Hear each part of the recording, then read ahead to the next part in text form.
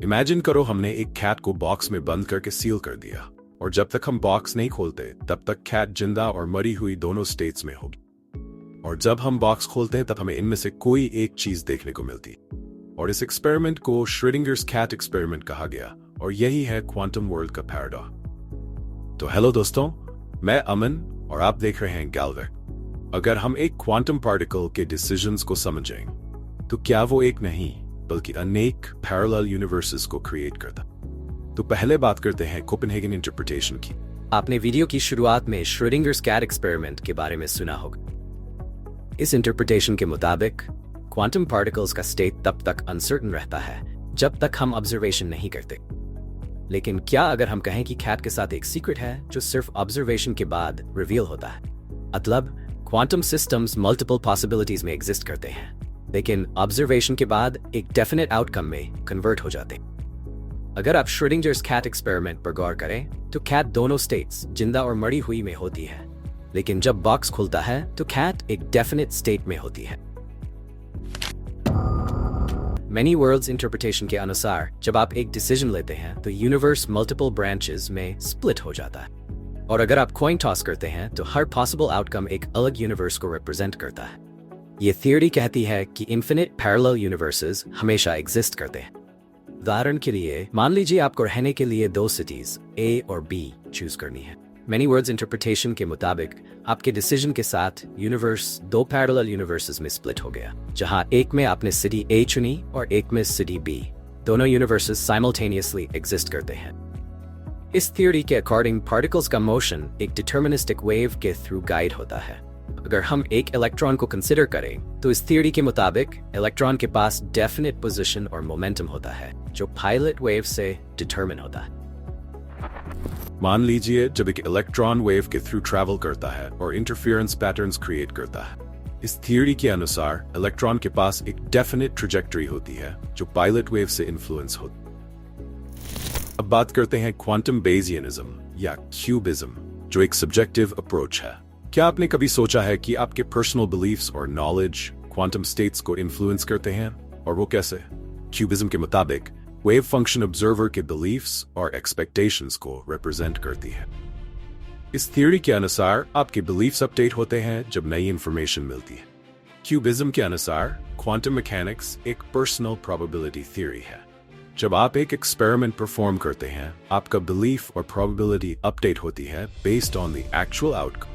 इसे समझने के लिए कल्पना कीजिए कि आप कॉइन टॉस करते हैं और आपका बिलीफ है कि कॉइन हेड्स आएगा। जब कॉइन टॉस होता है तो आपको ऐसा लगता है जैसे टेल्स आएगा, और यही बिलीफ अपडेट होने से ही क्वांटम स्टेट इन्फ्लुएंस होती है।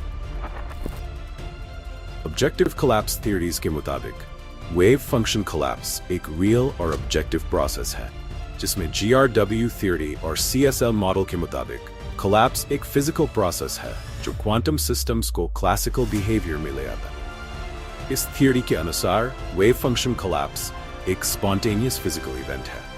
इस प्रोसेस के through quantum systems classical states में कन्वर्ट होते हैं बिना किसी ऑब्जर्वर के इंटरवेंशन के। उदाहरण के तौर पर कल्पना कीजिए एक पार्टिकल जो मेजरमेंट के प्रोसेस में कोलैप्स होता है और एक डेफिनेट पोजीशन और स्टेट एक्वायर करता है।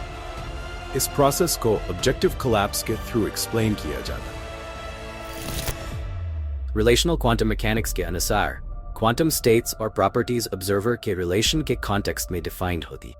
इसका मतलब है कि इस इंटरप्रिटेशन के मुताबिक क्वांटम मैकेनिक्स को एक रिलेशनल फ्रेमवर्क में देखा जाता है। रिलेशनल क्वांटम मैकेनिक्स के अनुसार क्वांटम स्टेट्स और इवेंट्स ऑब्जर्वर के रेफरेंस फ्रेम के रिलेटिव होते हैं। जब दो ऑब्जर्वर्स एक पार्टिकल को देख रहे होते हैं, हर ऑब्जर्वर के लिए पार्टिकल की स्टेट अलग होती है, क्योंकि स्टेट ऑब्जर्वर के रेफरेंस फ्रेम के कॉन्टेक्स्ट में होती है। Consistent histories approach quantum events को कंसिस्टेंट वे में डिस्क्राइब करती है। अगर क्वांटम इवेंट्स की मल्टीपल हिस्ट्रीज को एक्सप्लेन करना हो तो वो कैसे होगा? इस अप्रोच के मुताबिक क्वांटम मैकेनिक्स को हिस्ट्रीज के सीक्वेंसेस के प्रोबेबिलिटीज के थ्रू एक्सप्लेन किया जाता है। कंसिस्टेंट हिस्ट्रीज के अनुसार हर क्वांटम हिस्ट्री को एक सीक्वेंस के थ्रू डिस्क्राइब किया जाता है और उनके प्रोबेबिलिटीज असाइन किए जाते हैं। यह अप्रोच क्वांटम इवेंट्स को कंसिस्टेंट मैनर में समझाती है बिना वेव फंक्शन के, जिससे कंसिस्टेंट फ्रेमवर्क में फिट होती है और क्वांटम इवेंट्स को प्रिडिक्ट किया जाता है। माना कि एक पार्टिकल कई पाथ्स फॉलो कर सकता है। कंसिस्टेंट हिस्ट्रीज के फ्रेमवर्क के माध्यम से हर पॉसिबल पाथ को कंसिडर किया जाता है और इन पाथ्स की प्रोबेबिलिटीज कैलकुलेट की जाती है। यह अप्रोच क्वांटम फिनोमेना को प्रिडिक्ट करने में मदद करता है। ट्रांजैक्शनल इंटरप्रिटेशन एक यूनिक पर्सपेक्टिव ऑफर करती है, जहां क्वांटम इवेंट्स एक ट्रांजैक्शन के थ्रू अकर होते हैं। ट्रांजैक्शनल इंटरप्रिटेशन के अनुसार क्वांटम इवेंट्स एक फॉरवर्ड वेव और एक बैकवर्ड वेव के थ्रू अकर होते हैं। जब एक क्वांटम पार्टिकल एक इवेंट क्रिएट करता है, फॉरवर्ड वेव इवेंट को प्रोपेगेट करती है और बैकवर्ड वेव पार्टिकल के इमिशन पॉइंट से रिटर्न होती।